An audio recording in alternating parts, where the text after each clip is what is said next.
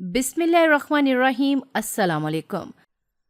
जब से मैंने होश संभाला था मैं यही देखती आई थी कि मेरी बड़ी बहन को हर मंगल की रात दुल्हन बनाकर बरामदे में रखे पीले फूलों से सजे एक तख्त पर बिठा दिया जाता और अम्मी सब बच्चों को एक कमरे में बंद कर देती और सुबह होने से पहले पीले फूल भी गायब होते और बड़ी बहन भी कमरे में सोई होती। मेरा तजस्सुस दिन ब दिन बढ़ता जा रहा था कि आखिर ये माजरा क्या है। इस रात मैंने बड़ी बहन से इस बारे में जानना चाहा तो उसने कहा कि आज तुम मेरी जगह दुल्हन बन के बैठ जाना और खुद देख लेना कि क्या किस्सा है। मैंने और बड़ी बहन ने बहुत चालाकी से अम्मी को बेवकूफ़ बना लिया था कि कदकाठ में दोनों एक सी थीं और मैं पीले फूलों वाले तख्त पर दुल्हन बनकर बैठ गई। लेकिन इसके बाद जो हुआ उसने मेरे होश उड़ा दिए। मेरा नाम सामिया चौधरी है। मैं चौधरियों के खानदान में पैदा हुई थी।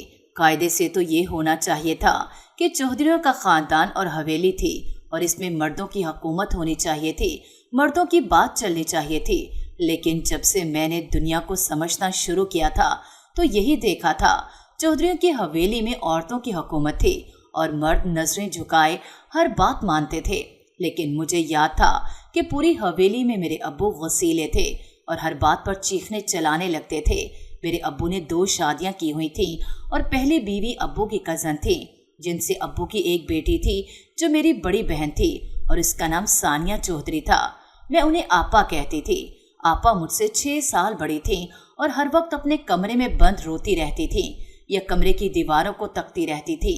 और आपा की माँ यानी मेरी बड़ी माँ पागलों की तरह चीखती रहती थी और हाथ में आती हर चीज को तोड़ डालती थी। वो एक दिन तो कुछ ऐसा हुआ कि उन्होंने बेड की साइड पर पड़ा हुआ लैंप उठाकर अब्बू के सर में मार दिया था, जिससे अब्बू आग बगोला हो गए थे और उन्होंने बड़ी माँ को लातों और घूंसों से बहुत मारा था।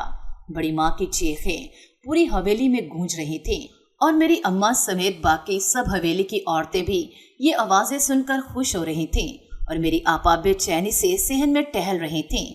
अपनी माँ की चीखें सुनकर वो बहुत रो रही थीं और जब वो अपनी माँ को बचाने के लिए गईं तो अब्बू ने उन्हें भी बहुत ज्यादा मारा था।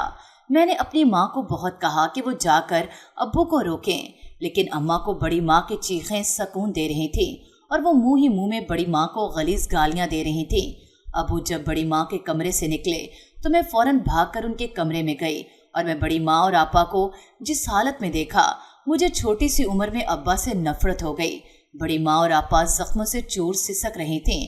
मैंने उन्हें पानी पिलाना चाहा कि मेरी माँ कमरे में आ गईं और उन्होंने पानी का गिलास तोड़ दिया और मुझे हाथ से पकड़कर घसीटते हुए बाहर ले गईं। मुझे समझ नहीं आती थी अब्बू और हवेली के बाकी लोगों को बड़ी माँ और आपा से क्या खार थी। अब्बा मेरी माँ के सामने उफ भी नहीं करते थे और जो कहती थी सर झुकाकर मान लेते थे। और एक दिन जो मैंने देखा तो मैं हैरत की अथाह गहराइयों में डूब गई। मैंने देखा कि अम्मा ने अब्बा की किसी बात के जवाब में अब्बा को खींचकर थप्पड़ मार दिया था और अब्बा ने चुपचाप थप्पड़ खा भी लिया था। मैंने तो देखा था कि अब्बा बहुत गौसीले थे, तो फिर वो मेरी अम्मा से इतना डरते क्यों थे या उन्हें कुछ कहते क्यों नहीं थे। और बड़ी अम्मा को तो ऐसे मारते थे जैसे मार ही डालेंगे। इस दिन के बाद मुझे अब्बा से और नफरत हो गई, जो बड़ी माँ को मारते थे और मेरी माँ से मार खाते थे। और उस दिन के बाद मैंने गौर करना शुरू किया कि इस घर के सारे ही मर्द अपनी औरतों के सामने उफ तक न करते, चाहे वो इनकी इज्जत उतार कर हवेली की छत पर लटका देते। और वही मर्द जब दिल चाहता बड़ी माँ के कमरे में घुस जाते, जहाँ से फिर बड़ी माँ की चीखों की आवाज आती रहती। वो भी अब्बू की तरह अपना सारा गुस्सा बड़ी माँ पर निकालते थे। एक बात और जो मैंने नोट की थी वो ये थी कि जैसे ही शाम उतरती इर्द गिर्द के सब घरों में भी शाम उतर आती, लेकिन एक हमारी हवेली थी जहाँ चरागा होता था और हवेली रोशनी से यूं नहा जाती जैसे दिन का समा हो। और फिर अम्मा मुझे और ताई को चचा चची के बच्चों को कमरे में बंद कर देती और दूध पिलाकर सुला देती थी। और उसके बाद मुझे अजीब सी छन छन की आवाज आती थी, जिससे मेरा तजस्सुस बढ़ जाता था कि आखिर ऐसा क्या होता है हमारी हवेली में। मैं छोटी थी, सब कुछ नहीं समझती थी, लेकिन मैं इस हवेली के तमाम लोगों के रवैये समझती थी। ताया जान ताई जान का दम भरते न थकते थे और अगर उनके बस में होता तो वो इनके पाँव धो धो कर पीते। ताया के 2 ही बेटे थे जो हॉस्टल में मुकीम थे और चचा के भी 2 बेटे थे जो बहुत छोटे छोटे थे, और ऐसे में सिर्फ मेरे अब्बू थे जिनकी 2 बेटियां थीं। और ताया को मैंने कई बार कहते सुना था कि मेरे अब्बू के पास खजाने की कुंजियां हैं, कुंजियां। हवेली में जो कुछ भी हो रहा था मेरी समझ से बिल्कुल बाहर था। मेरा तजस्सुस दिन ब दिन बढ़ता जा रहा था कि आखिर सब बड़ी माँ को ही टॉर्चर क्यों करते हैं, और सरे शाम हवेली में छन छन की आवाजें कहाँ से आने लगती हैं। मैंने अक्सर देखा था कि बड़ी माँ जब कुछ लम्हात के लिए भी कमरे से बाहर निकलती और सामने मेरी अम्मी या ताया चचा वगैरह को देख लेती तो डर कर भाग जाती थी। हवेली में सब यही कहते थे कि बड़ी माँ पागल है और आपा भी एक पागल की बेटी है, इसलिए वो भी पागल है। लेकिन मेरा दिल इन सब चीजों को नहीं मान रहा था। अम्मा रोज रात को मुझे चचा के बच्चों को कमरे में बंद करके देती थीं और सख्ती से ताकीद करती थी कि खबरदार ना तो आवाज पैदा करना और ना ही उछलना कूदना, आराम से सो जाना। और हम तीनों बच्चे माँ की बात मानते सो जाते थे। लेकिन आधी रात को छन छन की आवाज और किसी औरत की सिसकियों से मैं जाग जाती थी और फिर सारी रात सो नहीं पाती थी। एक दिन मैंने हिम्मत की और अपनी ताई से पूछ लिया कि रात को छन छन की आवाजें और औरत की सिसकियां क्यों सुनाई देती हैं। तो जो कहानी ताई ने हम तीनों बच्चों को बैठाकर सुनाई उसने हमारे हवास मुंजमद कर दिए और हम डर के मारे कांपने लगे थे। ताई ने बताया कि बहुत पहले मेरे अब्बू के दादा सिर्फ हवेली के नहीं पूरे गांव के चौधरी थे और गांव का हर बंदा इनका हुक्म मानने का पाबंद था, चाहे वो इंसान हो, हैवान हो या चुड़ैलें, क्योंकि दादा के वक्त में चुड़ैलों का खानदान भी गांव में रहता था। इन चुड़ैलों के खानदान में एक चुड़ैल और उसकी बेटी रहती थी। वो इंसानी रूप में इंसानों के बीच इंसानों की तरह रहती थीं, लेकिन वो चुड़ैलें आजाद थीं और हरगिज किसी का हुक्म नहीं मानना चाहती थीं। इसलिए मेरे अब्बू के दादा ने इन चुड़ैलों को इनके घर समेत जला दिया और फिर इन चुड़ैलों को कभी नहीं देखा गया। लेकिन अब वो चुड़ैलें लौट आई थीं और उसके लिए ही सरे शाम चरागा किया जाता था, क्योंकि चुड़ैलों को रोशनी से नफरत होती है और जो छन छन रात को सुनाई देती है वो चुड़ैल के पायल की थी। इस रात मेरा सारा तजस्सुस मर गया और मैं कांपती हुई बिस्तर सर तक तान के सोने की कोशिश करने लगी। लेकिन ताई की बातों से मैं इतना डर गई थी कि सो भी ना पाई थी और अगले दिन मुझे बुखार चढ़ गया जो उतरने का नाम नहीं ले रहा था। अम्मा मुझे डॉक्टर के पास ले गईं और चेकअप करवाया, दवाई ले आईं, लेकिन मेरा डर कम नहीं हो रहा था और मैं नीम बेहोशी में पायल वाली चुड़ैल कहे जा रही थी। अम्मा ने मेरे माथे पर गीले पानी की पट्टियां रखीं तो कुछ देर में मेरा बुखार उतर गया, लेकिन डर कम नहीं हो रहा था। अम्मा ने सबसे मेरे डर की वजह पूछी तो ताई ने अपनी सुनाई कहानी के बारे में बता दिया। और उस दिन एक और चीज जिसने मुझे शॉक किया था वो ये थी कि अम्मा ने ताई के मुंह पर भी थप्पड़ मारा था और बहुत गालियां दी थीं। लेकिन वो ताई जिनके सामने ताया भी नहीं टिक पाते थे वो अम्मा के आगे भीगी बिल्ली बनी रहीं और कुछ ना बोली। मुझे समझ नहीं आती थी कि सब मेरी माँ से इतना डरते क्यों थे। खैर कुछ दिन बाद मेरा डर कम हो गया था और तजस्सुस भी। अब मुझे जानने का शौक नहीं था कि हवेली में क्या हो रहा है। मैं सारी तवज्जो अपनी पढ़ाई पर लगा रही थी। लेकिन एक रात जब मैं देर तक टेस्ट याद कर रही थी तो पायल की आवाज़ से मेरा दिल कांप गया और मैं इस आवाज़ पर गौर किया तो जाना कि वो सिर्फ एक पायल की आवाज़ नहीं थी, वो बहुत सी पायलों की आवाज़ थी जो छन छन करके मेरे कानों में पड़ रही थी। मैंने किताब एक तरफ रखी और डरती डरती कमरे की खिड़की के पास आई, क्योंकि अम्मा अब भी दरवाजे को बाहर से कुंडी लगाती थीं। मैंने खिड़की की तरफ देखा जिसकी कुंडी बहुत ऊंची थी, जिस तक मैं पहुंच नहीं सकती थी। मैं कुछ देर इस कुंडी को देखती रही और फिर जहन में एक ख्याल कूदा। कुंडी से थोड़ा नीचे खिड़की का स्याह कांच थोड़ा सा टूटा हुआ था। मैंने छोटी टेबल उठाकर खिड़की के पास रखी और फिर 3-4 तकिए टेबल पर रख कर दिए और इनके ऊपर चढ़कर टूटे शीशे के सुराख से बाहर झांका। और जो मैंने देखा, मेरी आंखें फटी की फटी रह गईं और मैं स्लिप होकर धड़म से नीचे आ गिरी। मेरा बाजू बहुत जोर से नीचे लगा था और इसमें इतना दर्द हो रहा था कि मेरा दिल किया कि चीखे लगाऊं, लेकिन मारे डर के मेरे मुंह से आवाज तक न निकली। अगली सुबह जब अम्मी कमरे का दरवाजा खोल के अंदर आई और मुझे खिड़की के पास सोते देखकर जोर जोर से हिलाया, लेकिन मैं होश में होती तो जागती। दर्द के मारे मैं तड़पती हुई बेहोश हो गई थी। जब मेरी तरफ से कोई हरकत न हुई तो अम्मा ने बैंड डाल दिए, जिससे सब इकट्ठे हो गए और डॉक्टर को बुलाया, जिसने मेरा बाजू चेक किया जिसकी हड्डी टूट चुकी थी। अस्पताल जाकर मेरे बाजू पर प्लास्टर चढ़ा दिया गया था और मैं घर आ चुकी थी, लेकिन घर आकर भी मुझ पर खौफ तारी था। और जब बड़ी माँ मेरे कमरे में मुझे देखने आई तो मैंने चलाना शुरू कर दिया, जिससे मेरी अम्मा आ गई और बड़ी माँ को मारते हुए कमरे से निकाल दिया। बड़ी माँ के जाने के बाद भी मुझ पर डर तारी था, क्योंकि जो मैंने उस रात देखा था वो काबिले फरामोश हरगिज नहीं था। मैंने देखा कि हवेली का सेहन पीले फूलों से सजा हुआ था और बड़ी माँ दुल्हन बनी घूम रही थी और उनकी पायलों से छन छन की आवाजें आ रही थी। मैं 12 साला बच्ची थी, जिसे जो कहानी सुना दी गई वो उसको हर चीज में ढूंढती थी और मुझे लगा कि वो चुड़ैल बड़ी माँ में घुस चुकी है। तभी उन्हें पागलपन के दौरे पड़ते थे। यूं दिन गुजर रहे थे और हर रात वही मामूल था। और फिर जिस दिन मैं 15 साल की हुई, मेरी आपा की माँ और मेरे अब्बू की पहली बीवी का इंतकाल हो गया। उस दिन मेरी सालगिरह थी और उस दिन हवेली में सब बहुत खुश थे। हालांकि सेहन में मेरी आपा की माँ का जनाजा पड़ा हुआ था। सिर्फ आपा थी जो अपनी माँ की चारपाई से लगी फूट फूट कर रो रही थी। मैं आपा से बहुत मोहब्बत करती थी, बावजूद इसके कि मेरी माँ उनसे नफरत करती थी। जब बड़ी माँ को दफनाने के लिए ले जाया गया तो आपा चलाने लगी थी और चलाते चलाते बेहोश हो गई थी। और फिर हर दिन मामूल बन गया कि आपा चीखती चलाती रहती और मुझे लगता कि बड़ी माँ की चुड़ैल आपा को चिमट गई है। मैं चूंकि अब बड़ी हो चुकी थी और मेरा कद काठ भी जवान लड़कियों की तरह हो गया था, तो मैंने अम्मा से सिफारिश की थी कि वो मुझे कमरे में बंद ना किया करें। तो अम्मा ने मेरी बात मान ली और साथ ही सख्ती से ताकीद की कि मैं शाम के बाद अपने कमरे से नहीं निकलूंगी। और मैंने भी अम्मा से वादा कर लिया और यूं मुझे रात की कैद से आज़ादी नसीब हुई थी। और फिर एक दिन मैंने देखा कि अम्मा आपा को दुल्हन बनाकर सेहन में रखे फूलों से सजे तख्त पर बिठाकर अपने कमरे में जा चुकी थीं। मुझे हैरत हुई कि ये सब आखिर क्या है। मैंने जब से होश संभाला था तो रात के औकात में पायल की छनछन सुनी थी और फिर बड़ी माँ को दुल्हन बने फूलों से सजे तख्त पर बैठे पाया था। और अब बड़ी माँ की जगह आपा ने ले ली थी और फिर हर रात ऐसा ही होने लगा था। अम्मा आपा को दुल्हन बनाकर फूलों से सजे तख्त पर बैठा देती थी और जब सुबह होती तो आपा वहाँ सेहन में होती थी, न फूलों से सजा तख्त वहाँ होता था। और जब मैं आपा के कमरे में जाती तो वो अपने बेड पर सो रही होती थी और वहाँ ऐसी कोई भी चीज़ नहीं होती थी जिसे दुल्हन बना जा सके।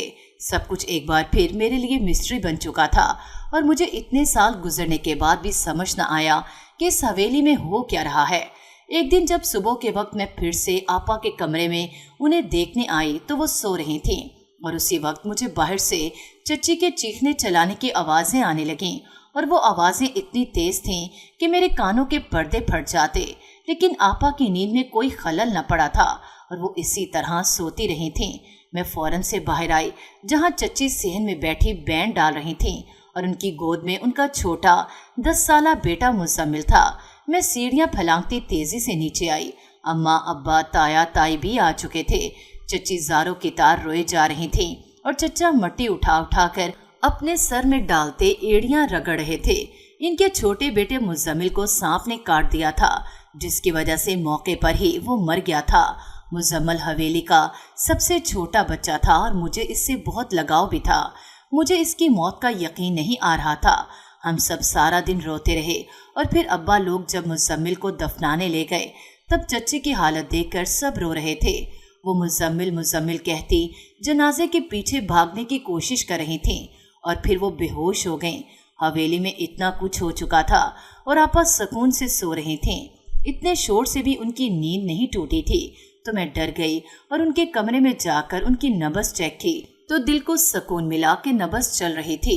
इक्का दुक्का लोग जो आए थे वो जा चुके थे और अब फिर हवेली वीरान हो गई थी। लेकिन इस वीरान हवेली को आज फिर रोशन कर दिया गया था और फिर पायल की झनकार भी सुनाई देने लगी। अम्मा आज फिर आपा को दुल्हन बना कर ले आई थी और सेहन में फूलों से सजे तख्त पर बिठा दिया।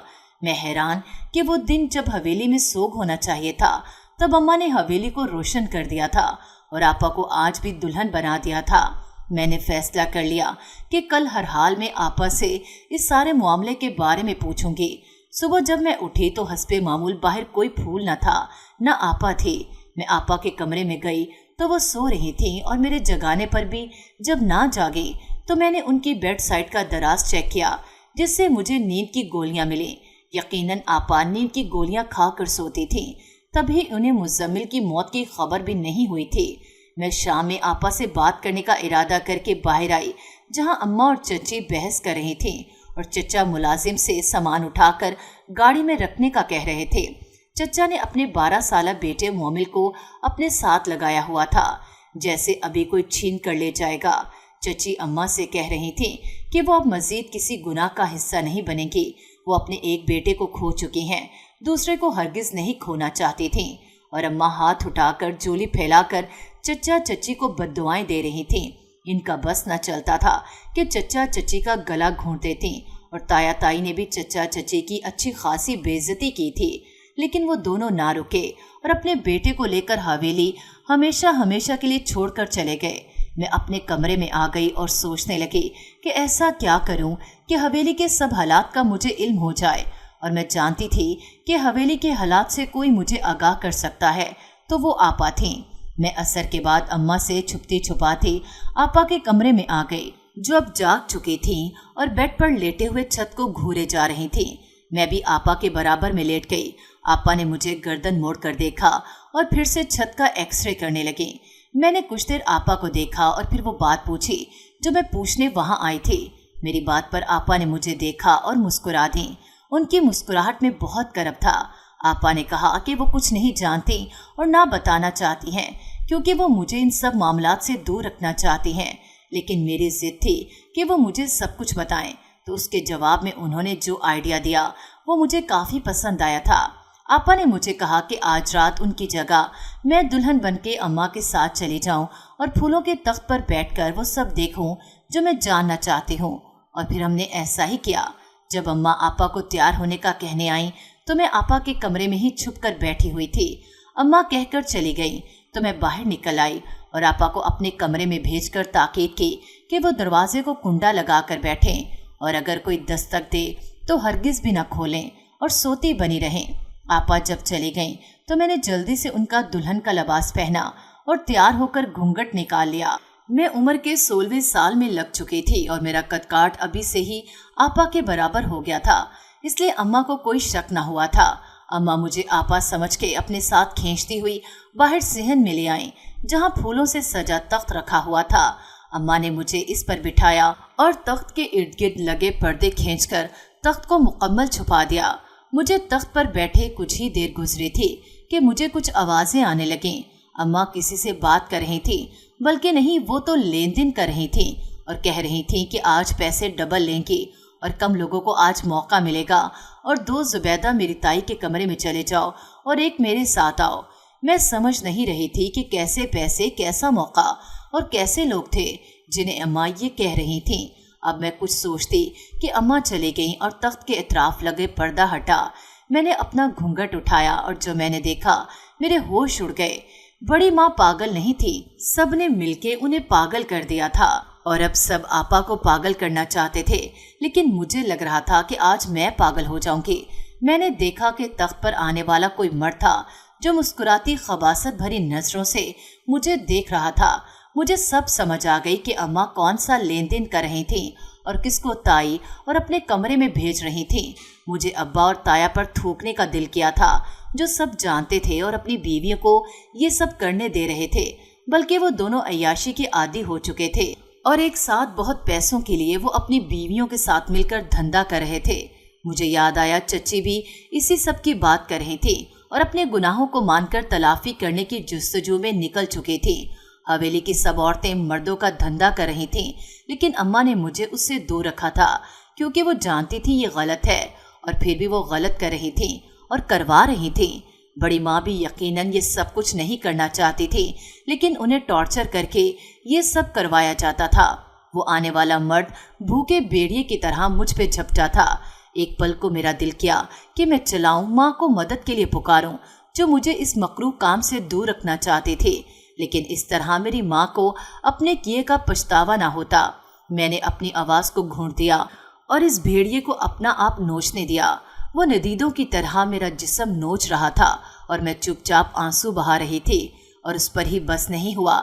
जब वो आदमी अपना काम कर चुका तो उठकर चला गया और मुझे लगा कि रिहाई मिल गई, मगर ये अभी मुमकिन नहीं था, मेरी माँ ने जाने कितने दरिंदों के साथ आपा की एक रात का सौदा किया था और रोज करती थी, जो आज मुझे भुगतना था।